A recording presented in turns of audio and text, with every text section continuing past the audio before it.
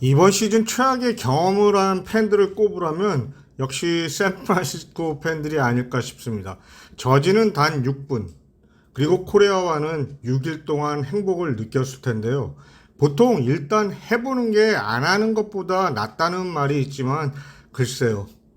카를로스 코레아가 샌프란시스코와 계약을 마치고 입단식만을 남겨둔 상태에서 메디칼 테스트에서 불합격 판정을 받고 바로 매초와 이곳 동부 시간으로 오늘 새벽 3시에 12년 3억 1,500만 달러, 약 4,047억 원의 계약에 합의를 했습니다.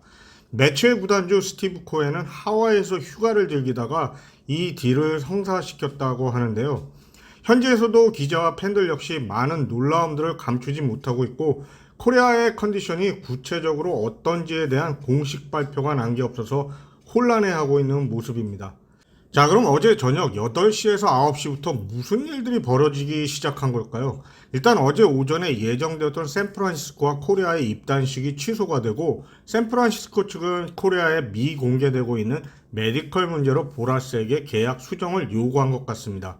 현재 나오고 있는 보도는 샌프란시스코는 코리아의 부상에 대한 보험을 코리아의 자비로 부담을 요구했고, 결국 코리아는 이를 거절했고요. 근데 여러분, 코리아의 에이전트가 누구입니까? 보라스죠. 보라스가 이런 걸 수정해 줄 사람입니까? 샌프란시스코와 계약에 합의를 하기 전 코리아에게 관심을 보이던 팀들에게 바로 타전을 하죠. 샌프란시스코와의 계약이 별로 중요하지 않은 메디컬 문제로 파토가 났으니 관심이 있냐고요. 오늘 오전 보라스가 뉴욕포스트에 조엘 셔먼에게 보낸 문자 메시지를 인용해보면 다른 팀들의 관계자들은 늦은 시간이라 잠자리에 들었는데 현재 하와이에서 휴가 중인 코엔 형님에게 직접 전화를 걸어 최고의 삼루수를 위해 3개의 올리브를 줄 수 있냐고 물어봤다고 합니다. 당시 저녁 식사 중이었던 코엔 형님은 평소의 스타일대로 화끈하게 이를 받아들였고요. 거기다가 코엔 형님은 보라스에게 샌프란시스코와 매체에서 받는 신체 검사 비용까지 모두 부담을 하기로 하는 조건을 내걸기까지 했다고 합니다. 그러니까 코리아의 메디컬 문제는 별로 신경을 안 쓰겠다는 뜻이겠죠. 코엔 형님은 지난주 코리아가 샌프란시스코와 사인을 한 후 한 발 늦었던 것에 대한 아쉬운 속마음을 뉴욕 포스트와의 인터뷰에서 밝혔었는데요.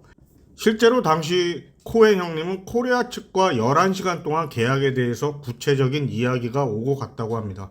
하지만 결국 코리아는 샌프란시스코와 계약을 했지만요. 매체의 팬들을 위해서라면 돈을 아끼지 않겠다고 했던 코엔 형님은 이렇게 찾아온 두 번째 기회를 놓치지 않고 바로 받아들였습니다. 많은 FA들을 영입하는 과정 중에도 아직 한 방의 필요함을 계속해서 피력했던 코엔 형님의 화끈한 결정이었죠. 이때가 미 동부 시간으로 자정을 넘기는 시간이었다고 합니다. 1957년 5월 28일 샌프란시스코가 뉴욕에서 자이언츠를 뺏어갔었는데 오늘 코엔 형님이 빚을 갚아주셨네요. 코리아와의 계약이 있기 전에도 뉴욕 매치는 사치스와 관련한 팀 페이롤이 이미 7,800만 달러를 넘어서 있었습니다. 이번 코리아와의 딜로 사치세가 거의 1억 1,100만 달러가 되어버렸고요. 피츠버그와 오클랜드의 1년 연봉 지출액을 훨씬 넘는 액수인 것은 아시죠? 지난 3시즌 동안 메이저리그 구단들 중 탑 10의 연봉 지출 순위를 보면 양키스, 텍사스, 그리고 샌디에고와 비교해서 뉴욕 매츠의 지출액이 거의 2배가 됩니다. 대충 봐도 코엔 형님이 매치에 투자한 돈이 어마어마하다는 것을 보실 수 있으실 거고요. 코엔 형님이 쓰신 액수가 16억 달러, 우리나라 돈으로 약 2조 537억 원이라고 합니다. 사실 저도 이게 어느 정도인지 감이 안 잡히는데요. 그리고 간단하게 이번 오프 시즌 현재까지 형님이 FA 시장에 퍼부은 액수를 보죠. 9명의 FA 선수들에게 지출한 액수가 약 8억 달러가 넘죠. 1억 달러가 약 1283억 원인데 1283억 원 곱하기 8을 하면 얼마죠? 거의 1조 원을 쓰신 거네요. 할렐루야. 나무아미타불. 현재 코엔 형님의 이런 행보는 북미 프로 스포츠 역사상 전무한 일이고 앞으로도 있을지 의문이 갈 정도입니다.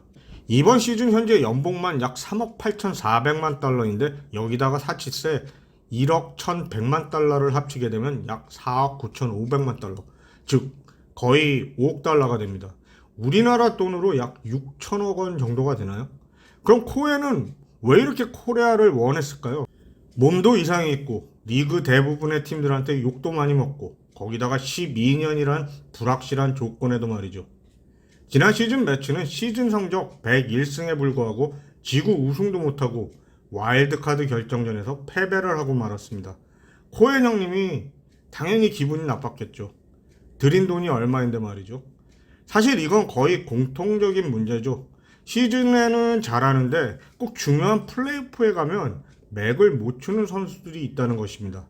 예를 들어서 트레이 터너가 대단하다고 이야기들을 하잖아요. 터너의 포스트 시즌 기록을 보면 43경기에서 OPS가 0.614, 홈런은 8개, 타율은 2할 3푼 8리로 큰 경기에서 시즌 성적보다 낫다고 할 수 없겠죠. 자, 코레아의 포스트 시즌 성적을 보죠. 28살의 나이에 이미 79경기를 뛰었고 OPS는 0.849, 홈런 18개나 됩니다. 그리고 타율도 2할 7푼 1리로 괜찮고요.